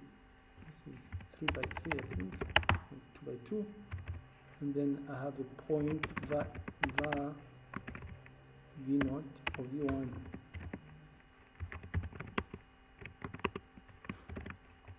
Just a minute, I just want to try out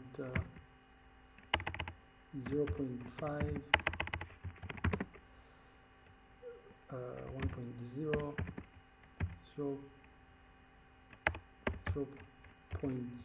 or something like that. var v1, var id3, var id3 times var 1 var 1. All right, yeah, so I don't know if this is making sense here, right? What I have here is I have a I have a 3 by 3, and then I have the 3 by 3 matrix, and then I want to multiply it by a 1 by 3, is it?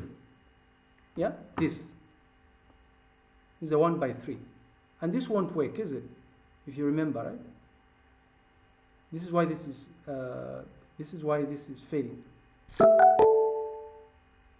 right?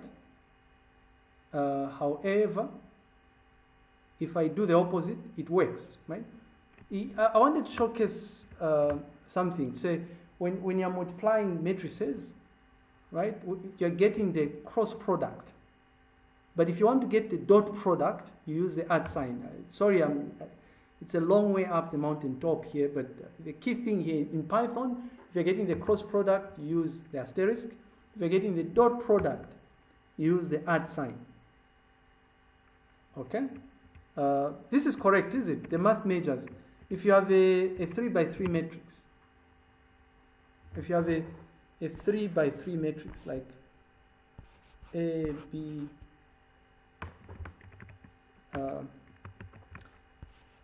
A, B, C, D, E, F. You know, I don't know why I'm doing this, right? If you have a 3 by 3 matrix, 1, 1, 1, 1, 1, 1, 1, 1, 1. This is a 3 by 3, right? The only way, the only thing that is possible is this has got to be a 3 by 1 matrix, is it? The thing that I have to multiply it by here, right? Is that true? Otherwise, if I try 1 by 3, it won't work, right? The inner dimensions have got to match, is it? The math majors. Yes. Yeah. Okay. So you want to be careful. Sorry. Yes. I think that's true. Anyway, I used to be very good at math. At some point, I became addicted to mathematics. I remember first year, right? But you know, now I don't know. Okay. I hope this is making sense, colleagues. The other things here, not really necessary. This is a visual representation of what I was talking about here. There are some instances where you may want to change the shape of the matrix, right? So for instance, if you have a 1D object, right, like this, and you want to convert it into a form where you have 2 rows and 3 columns, right? As long as it's possible for you to do this, you can use the reshape function, right? So in this example, I have 1, 2, 3, 4, 5, right? 1, 2, 3, 4, 5. Var x is equal to np.array 1, 2, 3, 4, 5. Is it? What is the shape of uppercase X? Right? This is a 1 by 6, right? 1, 2, 3, 1, 2, 3, 4, 5, 6. But I want to reshape this, is it? I want to reshape this such that I have 2 rows and 3 columns, right? 1, 2, 1, 2, 3, right? 2 by 3. This only works if the combination makes sense. I can't, for instance, say I want this to be a 1 by, okay, a 3 by 4, right? You can't reshape. You can't change a 1D object that has an object that has size 6 by 1 into a 3 by 4. Okay, but as long as you can change this, it's possible. What else can you do? You can transpose, right? So if you have something like this, and you want the columns to become the rows, uppercase T, right? So what I've done here is I've said, what are my rows here? Row is 0, 1, 2, 3, 4, 5. I want these to become my columns. So these will be my columns, 0, 1, 2, 3, 4, 5. I'm just doing uppercase T. Here's the thing. You will notice in Python pandas, I don't know if you've seen this, but I've done this to a certain extent in Python pandas. I want to showcase something to you. I don't know if you've been paying attention, if you've seen what I've done here in the past, right? When I'm using Python pandas here, I've done something like, maybe I didn't, import pandas as PD, and then I say var records is equal to pd.read csv sep is equal to this, and then this is a playground, like this, right? So I have these records, quite all right, boom. But I want to get the very first record, boom. But you see, this very first record, the way it's rendered, it's not nicely rendered. What I want to do is I want to transpose this. I'm flipping things, right? You can flip things. You can transpose. If I render this. If I render this like this, the columns are on top here, right? If I transpose, the columns are going to be to the left. Transpose and then the ilog. I don't know if I can get ilog 0 or something, right? So you're flipping things. Transpose is the same as Excel. When you're in Excel, oh, I have this. I have names of, these are what? Students' names and computer numbers and genders, like this. I don't know if you've used this feature before. In Excel, you have a feature where you can, when you're pasting, you can transpose, right? Here. Or when you do paste special, you can transpose. So what I've done now is, maybe this is too much. I'll just get the first 4 records, or 3. I'm extracting computer numbers, name, and gender. If I paste them normally like this, boom, they'll be just like the way they appear in the original sheet, but I can do a transpose, right? Paste special, transpose, and when you transpose, when you transpose, you'll notice that these columns will become rows now, like this. It's a nifty feature.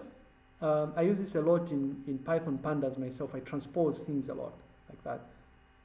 .t, right? Okay. Sometimes useful, sometimes not. So there's a feature where you can transpose here .t, where you're swapping the rows to become columns, columns to become rows and stuff. You can also flatten, right? So if you have a multi-dimensional object like var underbar m here, in here, var underbar m, uppercase M, sorry, I want to flatten this. I want to change this, which is 3 by 4 here. I want to flatten it. Right? I want to flatten it. So I want to unroll everything. Yeah? 0, 1, 2, 3, 10, 11, 12, 13. Yeah? 20, 21, 23.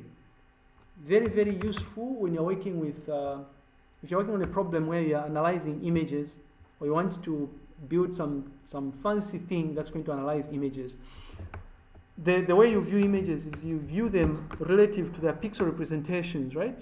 You know how an image is made up of pixels and all those things, right? They tell us this.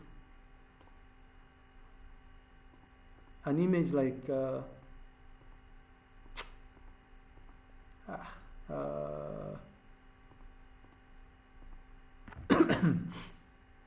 don't know if this is going to work here. There we go. An image like this, right? When you look at an image like this, if you start zooming in, right? They say zoom factor here is 200. Right? As I'm zooming in here, observe, look at this block figure of a soldier or something. As I'm zooming in, you start noticing that the word for it is it pixelates, right?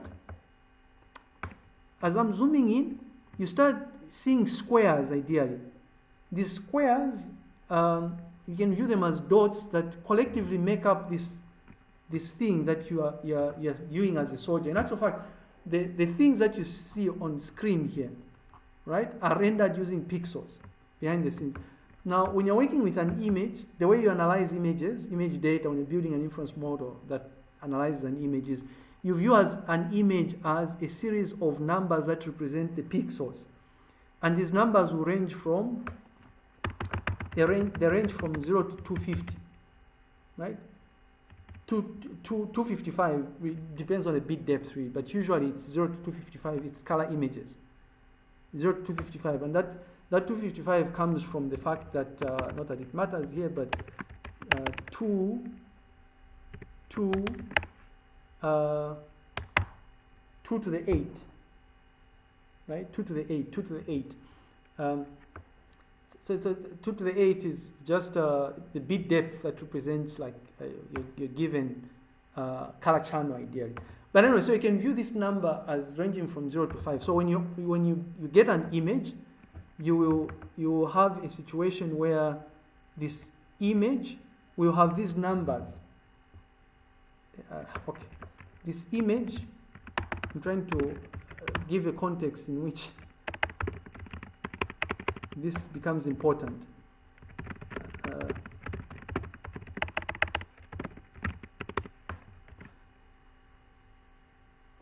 I want to use my mugshot as an example, right? If you look at my mugshot, right, I open it up, WinView. I'm going to use Lighton's mugshot as an example. Maybe a horrible example here, using myself as an example. Yeah, but it's okay because it's the size is perfect. I'll use my mugshot. I was sending it somewhere at some point here. Ictars. I was updating my thing. If you look at my mugshot, right? I know I was so sad here. If you look at this mugshot, right? This thing, this image, if I start zooming in, right? There are dots, right? No, my nostrils is made up of dots here. Each dot can be represented using a color, right? Or each dot has an associated color. Like a person who is from this part of the world of African heritage, they'll be like gray, black hair and stuff. If I go on top here, my eyes, for instance, is shades of, there's black, there's gray and stuff and all those things, right?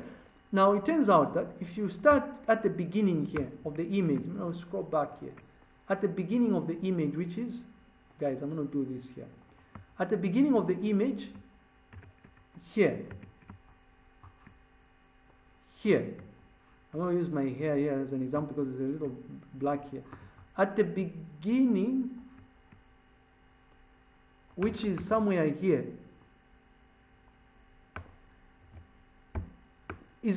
at the beginning is where the rendering begins, right? So there's a pixel there.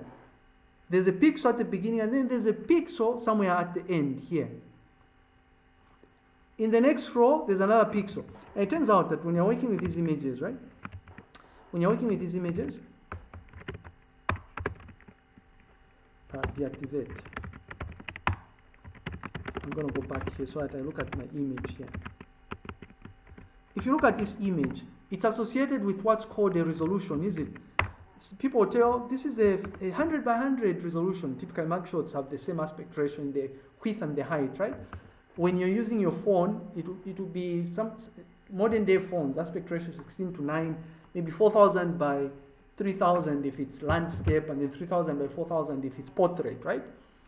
But what this means is that this 600 here means that there are dots, is it? Dot 1, dot 2, dot 3. There are 600 dots in the first row. Another 600 in the second row. These dots that are making up this image. And you can see them as I'm pixelating here. All the way up to the very end here. So in other words, this image that you're seeing, I was putting on this jersey and stuff. But I have a total of how many dots? 600 times 600 dots. Now, each dot, it would be like, if I was to open this in, let's say, I guess Matplot or something like that, and I render the pixel representation of this, I will have a number, maybe a number between 0 and 255, maybe 2, 4, 6, 50, 255, all the way up to the end here. These numbers here, there are going to be 600 of them, right? And then I'll have 600 rows as well. But when you're analyzing images, you can't analyze them in this kind of multi-dimension like this. You unroll them, right? You unroll them, concatenate them like this. So it's going to be one single chunk of number that you're going to be analyzing. And you do this by flattening. Okay? Quite interesting really when you're working with images. Hope this is making sense. But I was trying to give an example of where flatten becomes useful or something like that, right? And then again, just a visual representation of kind of like flattening, and then these are just examples that are not very useful, I guess. Hey, I'm gonna pause here and ask if there are questions. I was hoping that we could do Python pandas, but because the exam is on the 11th, I think we're going to do this day after tomorrow, but because of the test, we can do this on a different day. Any thoughts about Numpy? I was expecting a lot of a lot of questions from our experts, our math experts here, because a lot of this, right? A lot of stuff you are doing in math actually becomes quite useful for you to understand the gory details of packages like Numpy. Trying to see if there's anything we've done in. There's some fancy. Yes, Doc. Oh yes. Is the package able to operate row operations and the determinants inverse of matrix? Is it able to do what? To perform row operations and define the determinants inverse and all those kinds of. Oh, yeah. To be honest, I mean, I haven't gone as far as to use. What is a determinant? I've forgotten I feel ashamed of myself. What is a determinant? Define a determinant.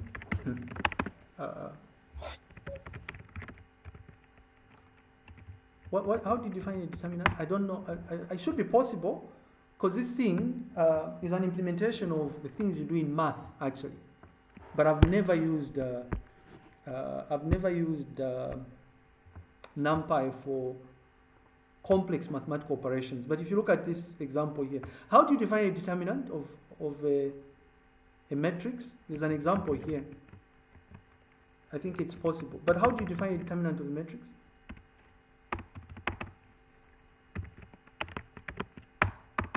What is a determinant of a matrix? I don't know. I don't know if this is making sense, by the way. But according to this, the way you calculate the determinant is within Numpy. Within Numpy, you have access to. I don't know what lean arg is here. I can check it with help. Linear algebra. Ooh, you know, programmers sometimes are funny, right? They'll use obscure names because they don't want to use a lengthy name. So lean alg, right? So you have access to linear algebra functions, yeah? Via numpy.leanalg. So within leanalg, np.leanalg, you can find, according to this, the determinant, right? Again, det. We can look at help here to see what this is all about here. What is det? Compute the determinant of an array. So given an array, we have an array matrix here. This, I'll change it, I want this. Matrix is got matrix like that. We have a matrix, this, right? Which is defined as a numpy array object, like so. How do we compute the determinant of a matrix? Well, we call the matrix, apparently, and then in the linear algebra module,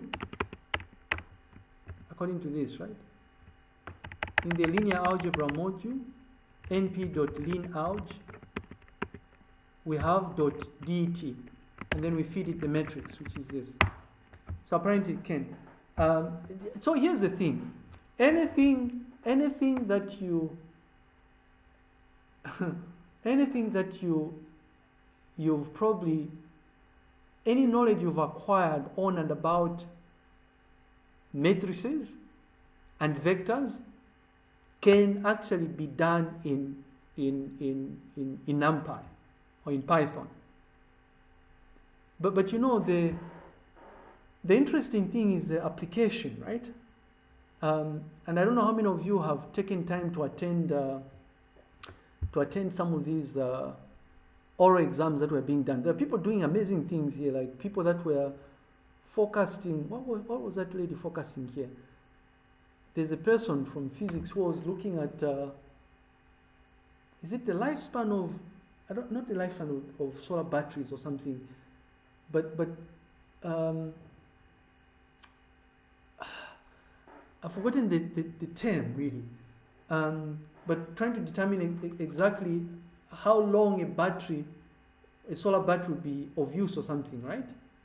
By analyzing, I don't know, is the energy coming in from the sun and stuff like that. But if you notice that the internals of what she was doing is reliant on the fundamentals introduced to you in maths, for instance.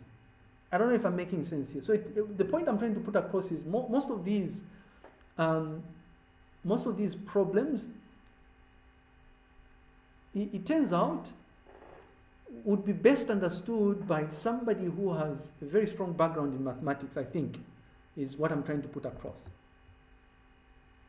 You know, although these days things have become somewhat easier, you know, who cares how this is implemented, right? As long as I read somewhere that if I write np.leanarg.det, I'll compute the determinant of a matrix or something like that. But anyways, you'll notice here that a lot of these things we're looking at here, it turns out you're able to better understand these things because you already know the basics, right? Element-wise, addition, multiplication, and all those things. Quite interesting stuff. I hope I've answered your question. There was a question on, I don't know what the other part of the question was, but there was a question tied to the determinant and stuff. Yeah, you've answered it. Yeah. Thank you. And the nice way of doing this is you can just say help np.leanarg, right? And then the help documentation for the linear algebra functions that you have access to will have details of what you can do in terms of linear algebra. Observe, some of these things I don't even know what they are here. I don't know, mat mode, I don't know what these things are here, but this is decompositions, eigenvalues, right? Some of these things I don't even know what they are, to be honest. They may have taught us these things here, but when I was the first year, I also did some numerical analysis, but anyways, ladies and gentlemen, I don't know if there are any questions or thoughts. I think we just need an extra session for us to go through Python pandas and stuff. Okay, so maybe we can. Oh, there's a question again. I don't know if it's. So, Yes. yes, so it's just concerning the test on Monday. So we study everything that you've taught since we started up to today. No, I'm not. We are not including up to today. We said we're just going to include what is up to the module we just concluded, the other one. So Python and data structures, all the web libraries. Okay. What we are Thank covering you. today is not, it wouldn't make sense. It's not coming in the test, but we include this in the exam because the exam is in a month's time, right? Beginning 11th Oh. May. Okay, sir. Thank you. Yeah. Thank you very much. Okay. I don't know, colleagues, if there are no questions, thank you very much. And I'll see you on Monday. Please, I want to kindly ask that we come through much earlier. There's another question, I think. Yes. There's a message that has been texted, sir. Oh, Don't know if you can. yes. Will this lecture be uploaded? Yes. And I'll upload the recording as well. I see there were a number of things, questions, but I hope, that was a contribution, I think, from Collins. Thank you very much. Again, right? If I were you, I would. So the one of the reasons why I want us to at least discuss these core modules is, I think I'm taking you in NLP or something next term, and natural language processing, quite naturally, no pun intended, makes extensive use of some of these packages like Python Pandas. So I wouldn't want us to start again going through Python Pandas, right? For instance, and then we have a little bit of matplotlib because we have to graph things and stuff. So yeah, I'll see you on Monday. I was saying that I'm kindly asking that we come early so that we start at the same time, 17:30. It's going to be a difficult assessment. It's probably going to be an hour, maybe an hour and 20 minutes at most, or an hour and 30 minutes at most. And then that's it. Again, if you're one of those people who perhaps is not available day after tomorrow, please send me a formal email so that we can add you to the list of people that are going to be write the deferred class theory test 1. Thank you, and enjoy the rest of your Saturday. Goodbye.